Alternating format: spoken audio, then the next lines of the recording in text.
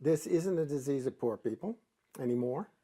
It's not a disease of the down and out. It's the disease across our whole population.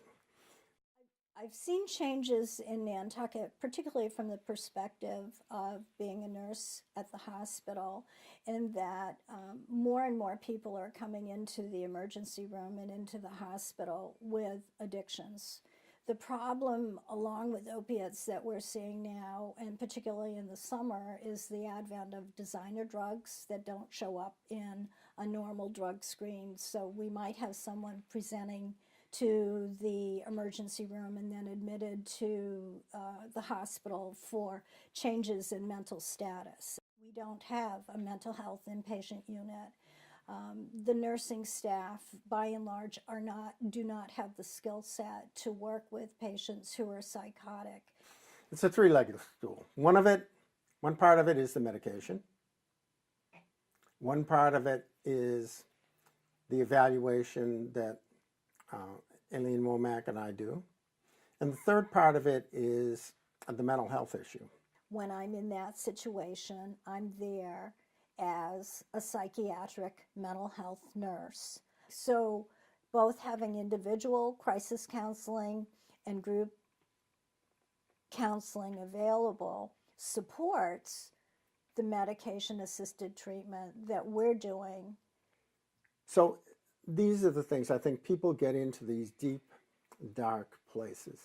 I think sometimes these overdoses are, in point of fact, suicides, because they're just in such a dark place they don't care. If their friends, if within themselves, they get sick and tired of being sick and tired, then I think they have an opportunity.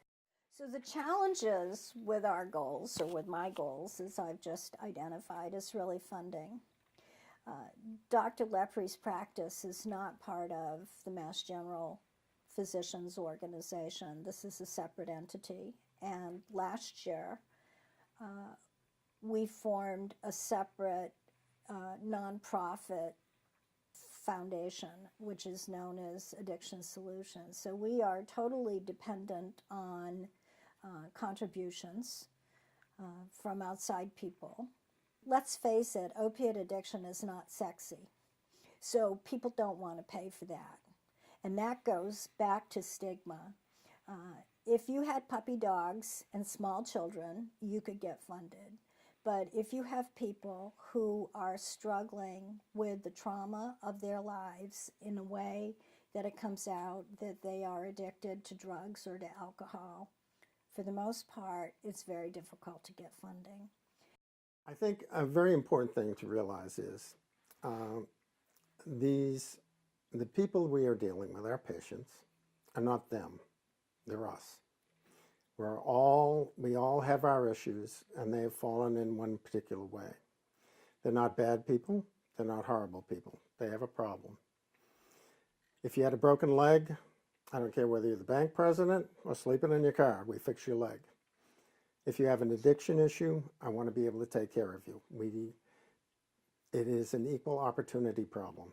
And I want people to understand they're not bad people, they're not dirty people, they're not them, they're us. There may be somebody who is very dependent on opiates who know intellectually they've got to stop this, but they can't.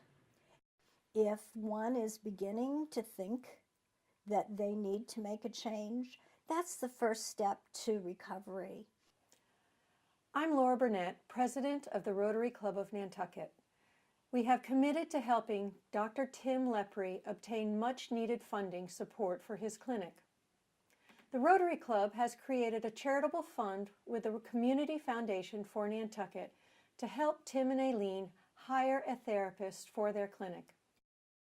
Please join us. Support our campaign in the fight against the opioid crisis on island.